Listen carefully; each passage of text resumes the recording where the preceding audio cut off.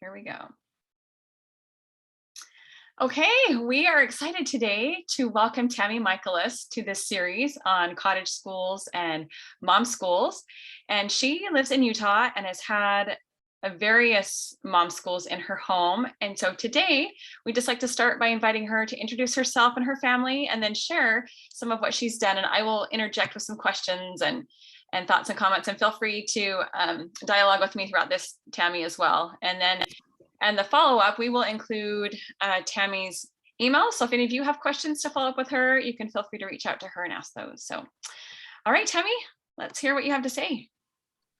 Thank you. Thanks for having me here with you. I'm excited to share with you.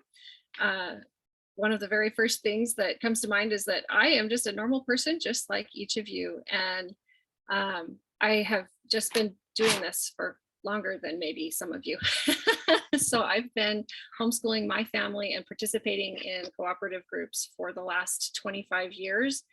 And it has been a wonderful journey. It's a great way to develop a relationship with your family and relationships with the people around you.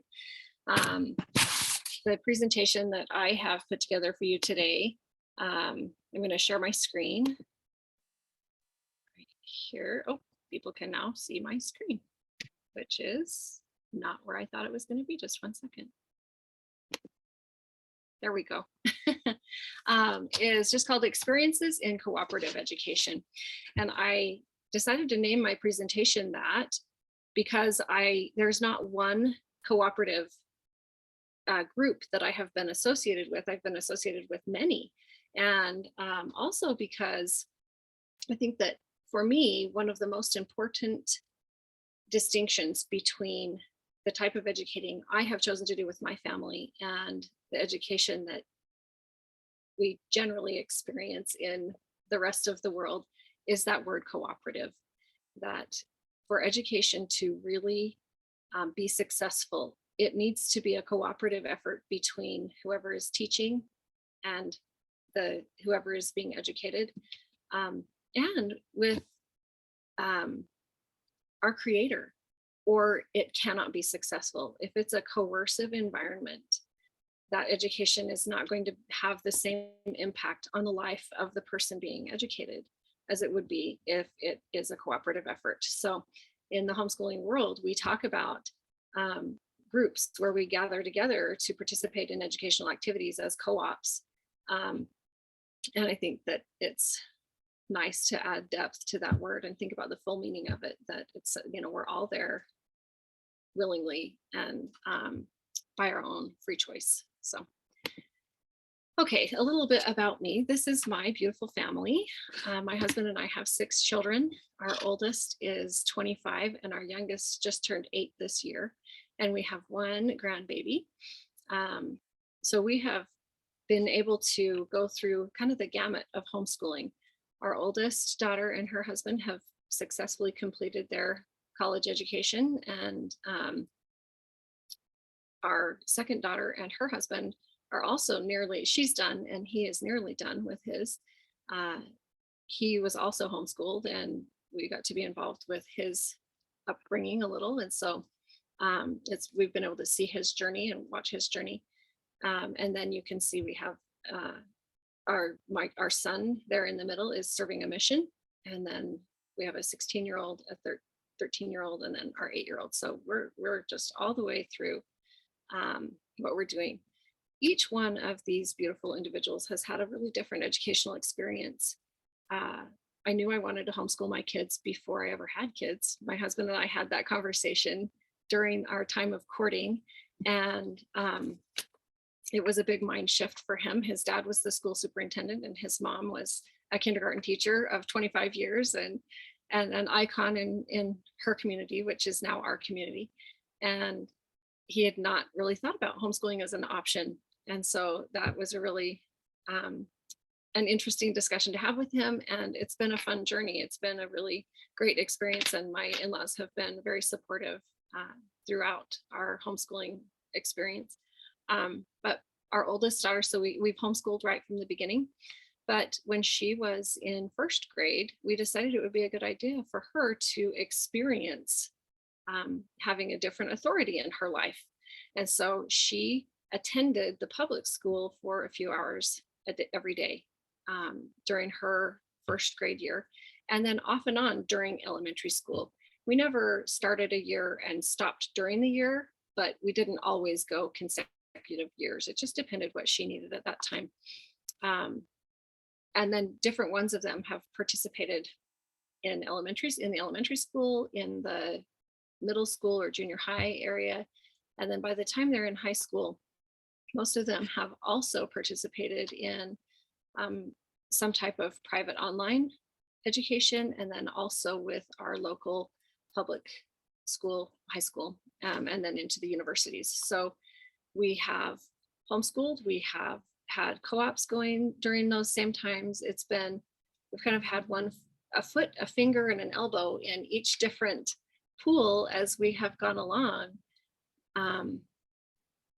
But as we have put together the experiences that each one of them needed each year, it has really been a beautiful way to be able to meet their needs. And I'm so grateful we've been able to do that. One of a different home educator or educator that I know, he doesn't refer to it as homeschooling. He refers to it as home sourcing. And I think that that's a really nice way to say it. Okay, part of our educational journey, our family, when we were very first married, we lived in the city. And we decided that as our kids got older, that we wanted them to have some experiences that were real experiences where they could see cause and effect and the consequences of their actions in a really repetitive cycle. My husband grew up in a farming community. And so as our lifestyle and his job opportunities allowed, we eventually moved back to his farming community. And we started a little homestead that we run with our family. My husband works for a national corporation, but he is able to work from home most of the time. But the rest of us run a farm.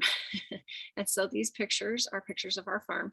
You can see our raspberry patch, which is a 1 acre raspberry patch, and then the rest of our produce garden, in which we grow another acre of strawberries, and then other garden produce, whatever you might take to feed a family. And we feed our family. Most of our food comes from this patch, but we also advertise online for U-Pick customers, and we have U-Pickers from all over come and visit our farm and interact with us as they pick and learn about the farm and the things we do here. One of the reasons that we wanted to do that is because we loved, another reason besides wanting our kids to have that cause and effect relationship. We love delicious food and fresh food. And we also felt like it gave our family an opportunity to work together, but also to talk to people about what we do and why we do it. And many of the people who come are interested in learning how to grow things themselves. Most of them not on the same scale that we grow things, but it's really a unique opportunity to be able to talk to people about what we're doing. It also gives us some opportunities to have community outreach with our local food pantry and other people who want to come and work on the farm and have experiences here. So it's been a really a blessing for us to do that. Let's see. Okay. Just see here. Oh, I've gone one slide too far. There we go. So I have four, as I thought about what I wanted to talk about with cooperative education, there are 4 elements that really have made a difference for me in each of the different cooperative efforts that I've been a part of. And the first one is educating the heart. So Theodore Roosevelt said, people don't care how much you know until they know how much you care. And I found that to be true with my children. And I found that to be true with the other mothers and children that I've had the opportunity to work with over the years. That homeschooling gives us the opportunity to build relationships. And as we build those relationships with the people that we're working with, um, a lot of what we're teaching is things that get caught as much as things that get taught. We're teaching them that they're people of value. We're teaching them that it's okay for learners to be at different levels of learning and to have different strengths and different weaknesses, and that and different interests, and that all of those things are okay. And we create an environment where um, we have that acceptance and those relationships of trust, and where there's charity involved when somebody comes at less than their best, and we have loyalty involved, and it's a beautiful growing opportunity. I've been so grateful to be able to go through that with my family and to develop those relationships and maintain those relationships over the years. I feel like homeschooling has been a big part of that for me. The foundation of all those relationships is the love of our Heavenly Father and His Jesus Christ, both the love that they feel for us and we are able to transmit to our family, but also the love that we feel for them. And that brings us to the second element. So once we have our hearts in order, we're able to educate the mind. As we learn and feel love from each other, we learn to love back. And as we learn that the source of all love is our Father in heaven, and as we learn to love Him, we want to become more like Him. And we develop, and with my family, it's a spoken goal that the reason we're developing the skills that we're developing, everything we learn, everything that we practice, everything that we do, is to become more like our Creator. That as we develop skills, that those skills lead us to abundance, and that abundance enables us to serve and bless other people that we come in contact with. In fact, in our family, we say, first you're going to water your garden and then you're going to water the world, that we want to pass that abundance to those that we come in contact with. And that we don't often experience abundance in every area of our life at the same time. And not everyone will experience abundance in the same way. But some of the ways that we can experience abundance, I just made a list here. We can have an abundance of time, an abundance of resources, an abundance of love, talent, knowledge, wisdom, health, and relationships. As we go through and educate our mind and develop these skills that allow us to create abundance, there are 7 E's. I like to call them 7 E's of education that help to educate our mind. So the first one is exposure.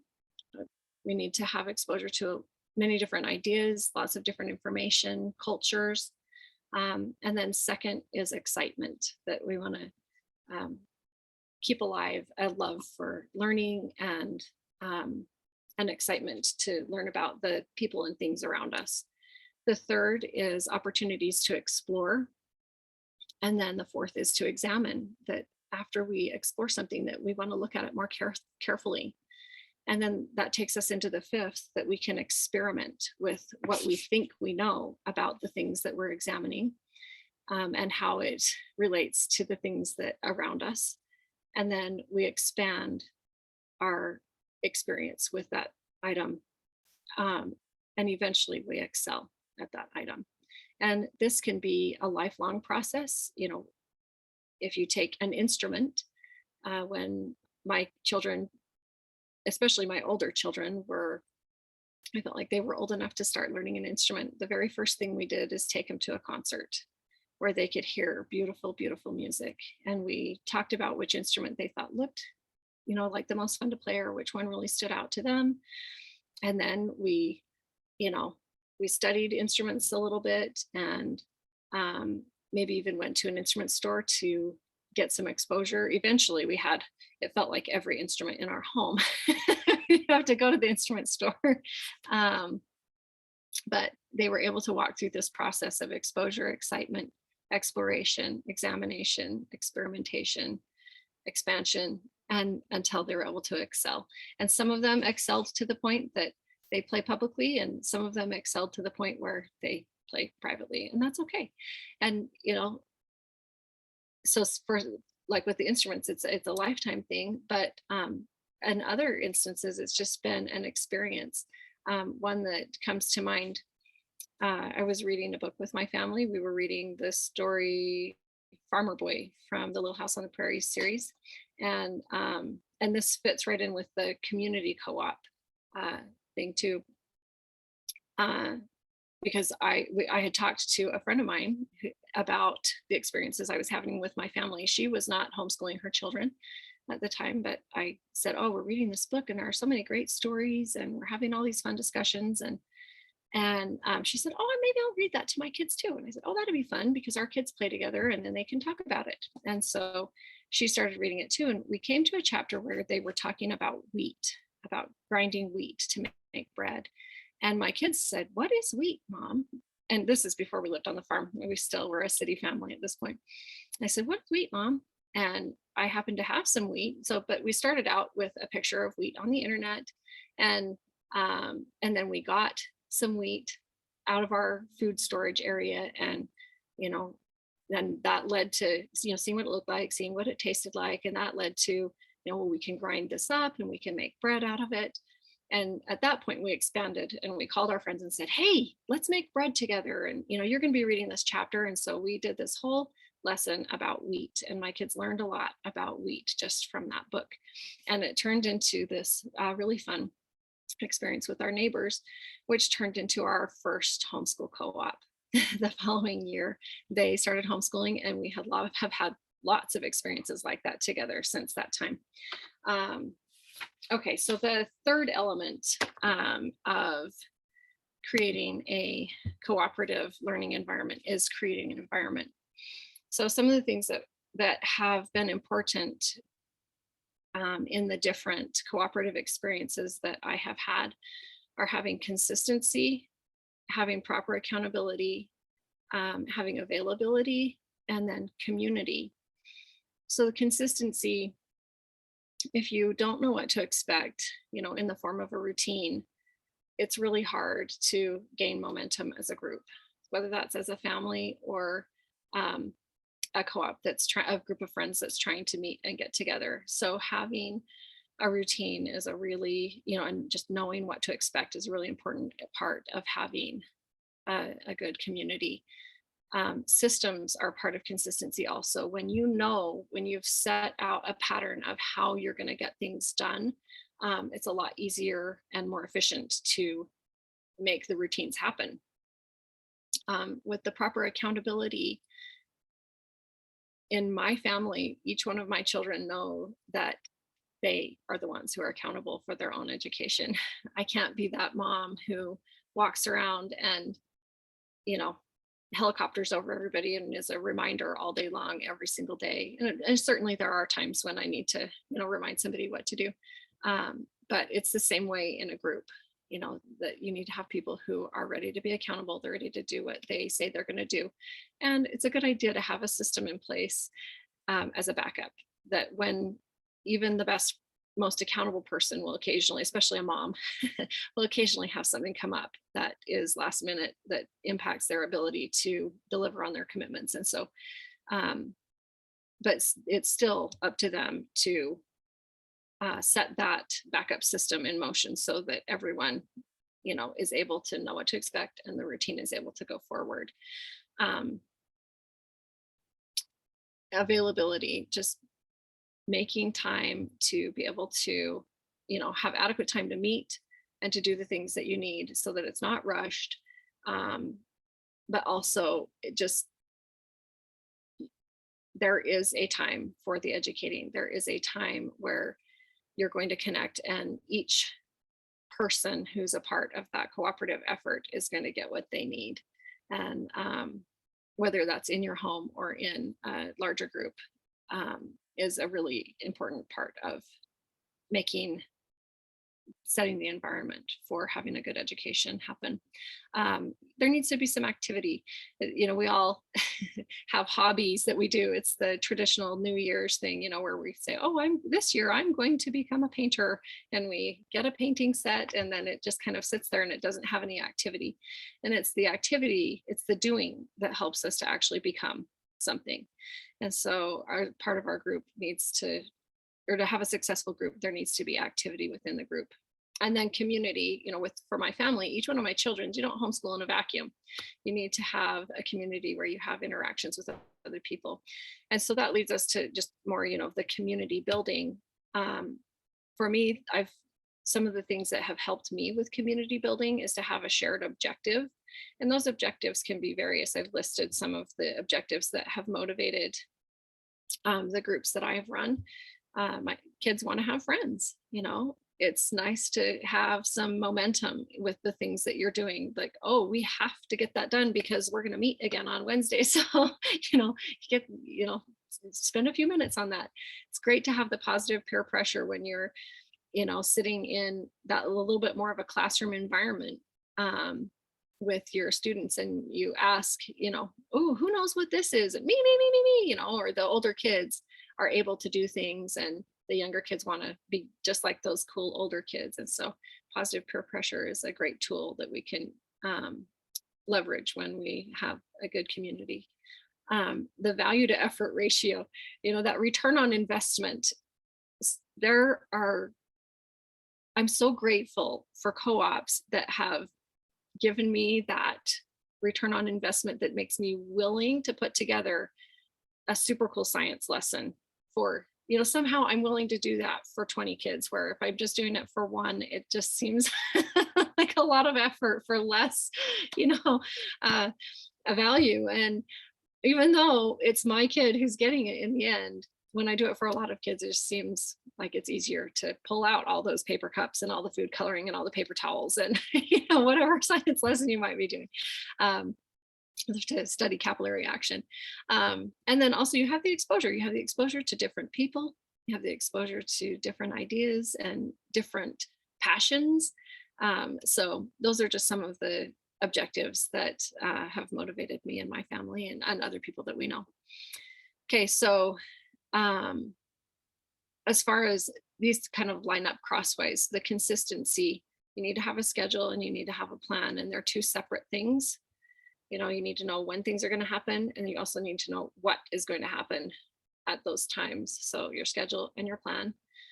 For accountability, having good records has been an important part of accountability for the homeschool groups that I've been. And that's not like keeping track of tardies or keeping track of who's come and who's missed, or that's not the kind of record keeping. But for the groups that I've run over the last several years, it has really just boiled down to keeping a spreadsheet of the members of the group that lists, the members of the group, the ages of which family, which kids belong to which mom, the ages of those kids, and maybe their birthday. And then also the information about the schedule and about the plan, and who is going to be in charge of each part of the plan, especially if that's a rotating capacity. And then if there are any financial contributions that are happening with the group, record keeping for that. Those records have made a huge difference in the groups that I've run. When we have just that simple spreadsheet, things seem to run smoothly. And when we don't, things just kind of get lost. So record keeping is a good way to just stay accountable. As far as availability, when I'm working within a group, having mentors there and then having good curriculum, those are the two things that really show that someone is available and participating in the group. And when I say curriculum, that can be some packaged thing, or that can be, a passion project from each mom. I'm not, mandating or saying that it needs to be a packaged thing. It just know what you're going to teach and, have that planned out beforehand. As far as the, back with the accountability thing in the groups that I've run, I have found it to be a helpful thing to create the fallback before the group starts. So that, you kind of have that fallback lesson. So you're either creating your lessons 1 or 2 times ahead so that you've gathered the materials and you have them at the meeting before the one where they're going to be used, or you gather them all at the front end of the time period where you're going to meet, so that if somebody can't come, the materials are there, the lessons are there, and you're ready to go. If you're working in a sequential order, then you probably want to have it set that way, or at least the time before. If it doesn't matter, you if you put something else in there, then having a game or a box of Legos, or depending on the needs of your group, even something as simple as that can be your fallback plan, as long as it just remains a fallback plan and doesn't become um, the go-to. Okay. And that's what you're going to use, so that nobody's in a panic when somebody can't come and fulfill their what they've signed up to do. Okay. And then the last thing about community is just having gatherings. So I've had cooperative groups where we meet once a week. We've had cooperative groups where we meet once a month. But having opportunities to gather really does create a stronger group. I think that weekly meetings are my favorite, especially where kids are involved. For moms, if it's the same moms who are involved with the kids' weekly meetings, then it usually works out okay if the moms have, their own gathering just once a month, if they are there and participating in the weekly things. But the gatherings really help anchor the group and promote they extend the group away from home and away from the group into the home and into the families. We have had Christmas parties, end of year demonstration activities, things like that really help the group to flow and feel like it's less compartmentalized part of life. And then just the last thing that I wanted to talk about creating the environment. There's a saying that a rising tide lifts all ships, and you want to make sure that the emotional temperature in your group is the temperature of a rising tide. You want to be a rising tide. Having an environment of acceptance, a growth mindset, an environment where you nurture potential within each person, and an environment where each person is there to lift the students and to lift each other. That goes back to educating the heart, that's what helps people to know that you care. And when they know that you care, then all the little small stuff just kind of goes away. It just works out. If you can have that emotional temperature of your group under control. Okay, the last element. Do you have any questions for me at this point? Oh, this is great. I'm just taking notes, and this has been great. Thank you. Keep going. Thanks. So just my last slide is just making it happen. So I've listed a few of the cooperative efforts that my family has been involved with over the years.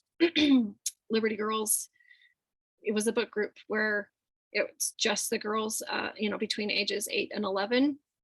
They got together and read books about important women in the history of our nation, and talked about the character traits that each of those women exemplified. They had lots of activities as part of that. They did cooking and sewing and arts and crafts and run around games and singing and just all kinds of service projects. With that group, there were 3 mothers who ran the group. We ran the group as just as a committee, and we invited the other mothers to come anytime they were able to come. One of the 3 mothers in that group would keep an eye on the younger children, and the other 2 mothers helped with whatever activity was going on. But we all got together at the beginning, before in the summer, and decided what we were going to do, and kind of made our plan, set our schedule, and then set things in motion for the year. Books and Board Games is a group that my daughter just wanted, as she was, kind of becoming a teenager. She felt like she was a little bit too old for the Liberty Girls group. She wanted to do her own thing where she and her friends had a lot of say, and they ran the group. And so would they met every week. They picked a book and they would read their book, meet, discuss the book, and each of them would bring a board game. They would play their board game and they would have a treat. And that was their cooperative group for a while. And that was a really simple one for me and a really fun one. Did you do much for that, or was it mostly student led? It was mostly student led. That's great. Yeah, mostly student led. I just helped, remind her to send out reminders and to, ask somebody else to bring a treat, that kind of thing. One other question. With Okay. the Liberty Girls, how often did the girls meet with that? Was it a once a month type of thing, or was it every week? They met every week. Okay. Yeah, they met every week. And so some of their activities, like I mentioned, we did sewing activities. Some of those were things that were ongoing. They would arrive and they would pull out whatever project we had started, and they would work on that project while we waited for everybody to get there. And then we would move into the next, well, actually the next thing we would do, we would always cook next. And they did the cooking, and it was really fun. We found that we just picked one recipe and they made it 4 or 5 times, each time with, more independence, until they could all make that recipe. And Right. then we would switch recipes. And so it was a fun time. And then that was their treat at the end of the meeting, was the recipe they cooked at the beginning. Yeah. Can you tell me a little bit more about that? So you said a craft, they cook. What else? What would a typical meeting look like? It really depended on the book that we were studying. Okay. We tried to do activities that had something to do with the story. So for a good share of the time that we held that group, we read the books from the American Girl series, Meet Felicity, Yeah. Meet Samantha, whatever. And so we would do things where we could learn about the time period that they lived in. We did things where we learned about the same things that they were doing. So in one of the books, they practice penmanship. And so we learned calligraphy for that. One of them, they did, cross stitch. I think the Felicity one, they did cross stitch. So we did cross stitch. When we studied Kaya, we did leather work, and we made our own moccasins, and we had somebody come and demonstrate Indian dancing. Just so many things. It's like it's limitless. You could do so many things. And how long did that meeting last usually? It was usually 2 hours, an hour and a half to 2 hours. So there was always a book discussion portion. So you said just the format of the meeting. There was a gathering activity where they finished up something that they, or continued some kind of project. They did their cooking. Well, I mean, we gathered and talked and started the cooking. And then we just any, business that needed to happen for the group, what was happening next time, what the next book would be, that kind of stuff. And then they did their cooking. Then we had the book discussion, and then we did the activities that were scheduled. And then they ended with playing and eating their treat. So one other question. How long did you take to read a whole book? Would it be over the whole month, or did you say, here's a book, read it by next week? No. Yeah. For that group, it was 4 to 6 weeks to read a book. The Books and Board Games group, where they were choosing their own books. And most of the time they would read a book per week, but there were a few books that were longer or had more to discuss. And for those, they just coordinated with each other, and they took longer to read them. And how long did those meetings usually last? An hour. Oh, okay. Yeah. An hour. I mean, right. The meeting had the board game part of it. So maybe it was 2 hours by the time they were all done with everything. That's what I was wondering. Okay. Yeah. Okay. Yeah, for that one. Okay, so the book club, the one that I'm thinking, I've done several book clubs for moms.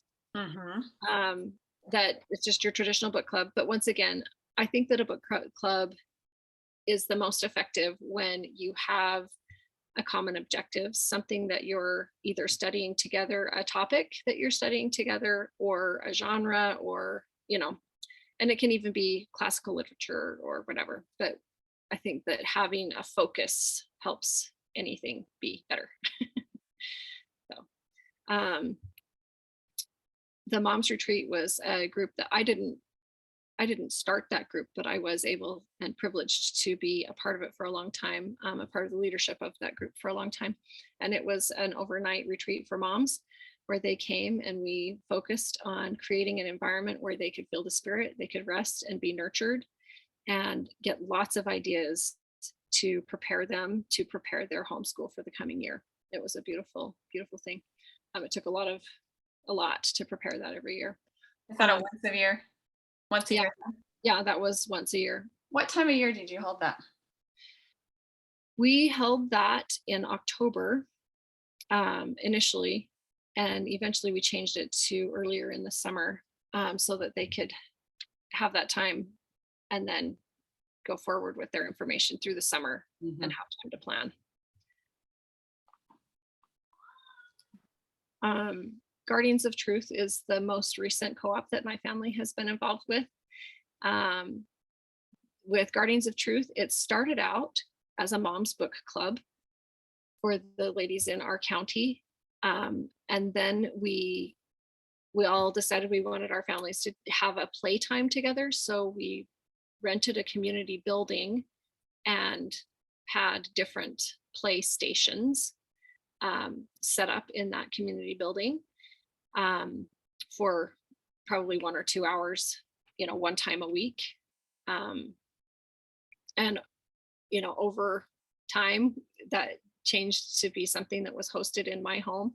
And we ran that with all of the moms would get together and talk about different things that they felt like they wanted their family to study, different materials available to teach that. And then we would just through up the process of discussion, decide which ones that we were going to focus on for the year and set it in motion. And so for that one, we met on Tuesdays. We have met on Tuesdays from 10 in the morning until 1. And it was a family school. There, at some points, that group has had 120 people, coming and dividing into kind of little kids, elementary age school kids, and then youth. And then some of the activities they even divided with like the elementary age kids, they divided into separate girl and boy activities for that. And then it always ended with lunch. So we always had lunch at the end where the kids could just free play and the moms could visit. And I don't know, do you want to hear some of the things that I like, just elements that I felt like have made that? Yes, absolutely. How we are on time. A few of the things, so we always have a gathering, opening meeting. And for me, that means we start with prayer, singing, and some kind of uplifting thought. I've really liked having age groups work separate from each other, not necessarily like all the 6-year-olds in one place, all the 7-year-olds in one place, not separated quite that much, but I think it's good to be able to have them have interactions with peers that are fairly close in age with them. It gives them some time to have autonomy a little bit, where they get to do things without their older sibling or their younger sibling or without their parent, but yet still in really, they're proximate to those family members, but they do get to just have their own focused space.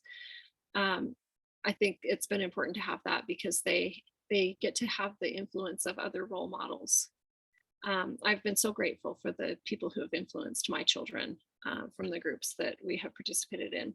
But then also you have similar skill sets, a lot of just more similar needs. It seems like every 8-year-old girl loves horses.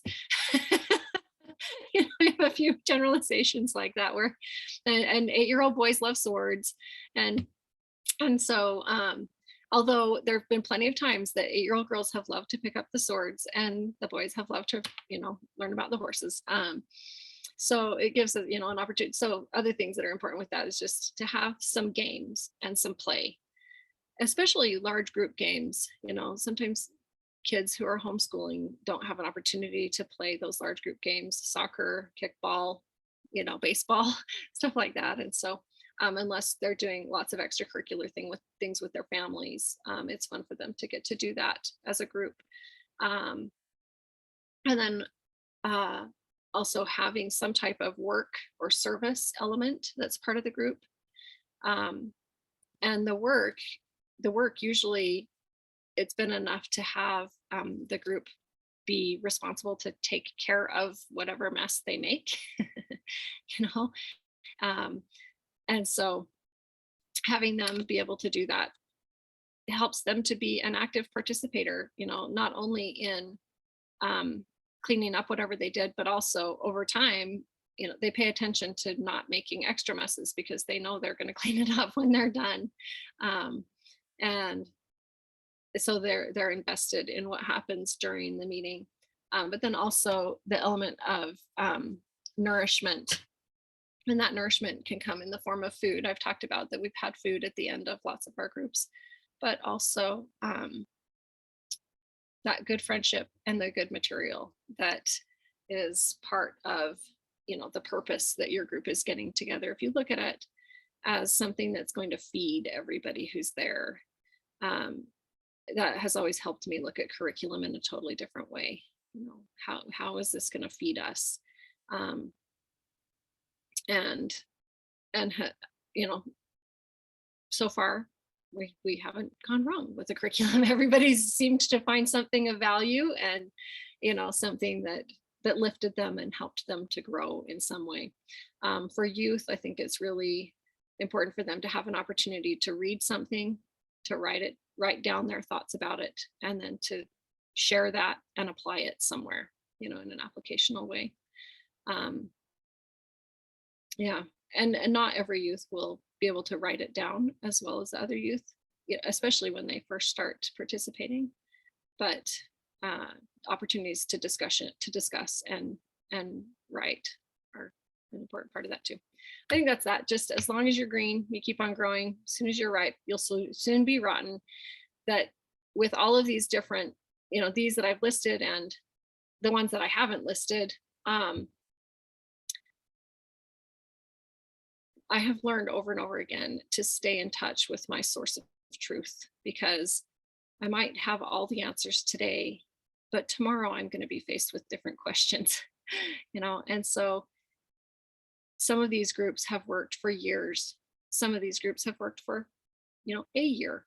Some of these groups have gone for, just a season.